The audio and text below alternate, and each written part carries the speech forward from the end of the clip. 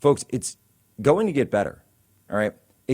They turn up the heat on this. But Sav, you saw the polls that just came out yesterday. 78% of Americans support deporting the criminal illegal aliens, and 56%, a straight majority, support getting rid of all illegal aliens. This is the key issue that President Trump was pointing out. So when you're seeing these tiny groups, this is made for TV. These are tiny little slivers of what's going on, but they're trying, and of course, because they have the backing of the government there, they're absolutely in league with them. They are the local arm of it. Plus, you've got this, and Sav, I don't know if you saw the story, but the Latin Kings up in Chicago, one of them just got indicted for putting a hit out on a Border Patrol agent.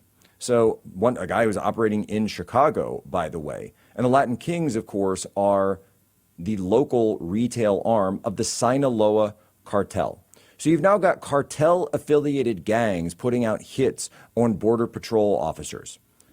What other word for this would there be other than an invasion and an insurrection? I really don't. I fail to see what the issue is from a legal perspective and from a political perspective. It's all there. It's all there.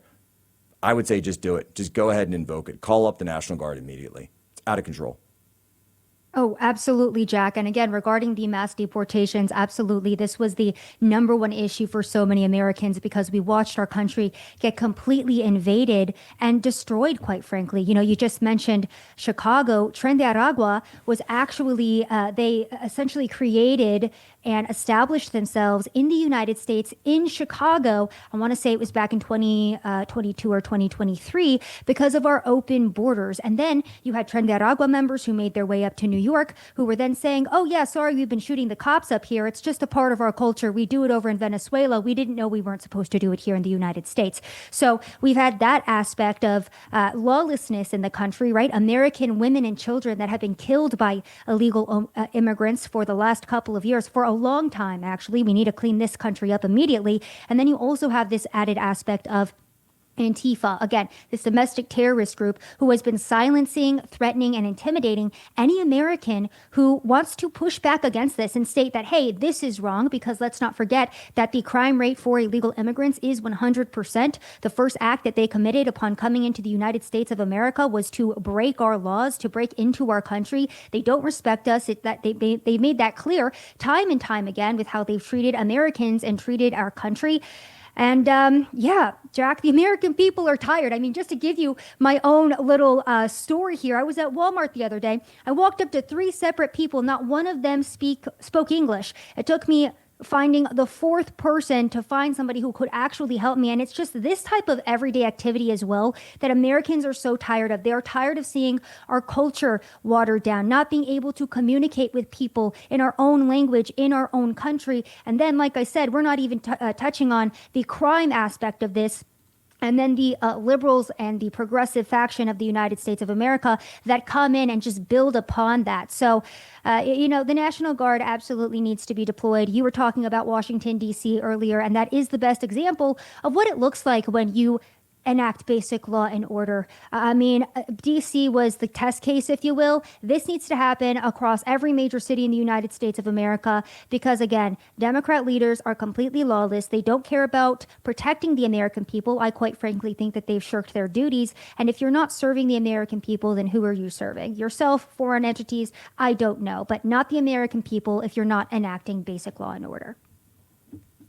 It's very simple. The American people want it.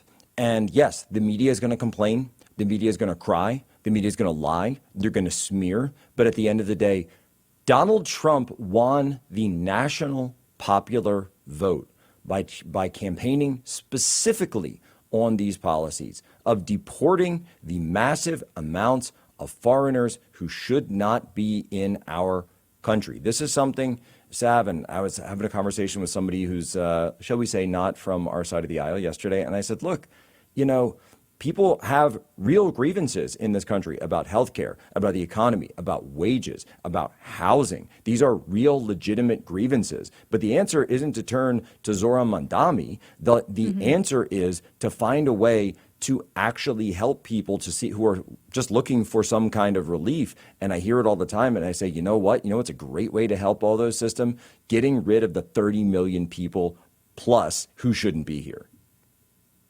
Oh, absolutely, Jack. And I think that the media has done a fabulous job of manipulating and warping all of these issues, like you said, from the housing market to the economy. And Americans don't understand why the economy is so bad, why the housing market is so bad, why we're dealing with such high crime rates, because the media has refused to report on it. And it has been independent media like yourself, like myself, who have been on the ground, who have been highlighting these issues.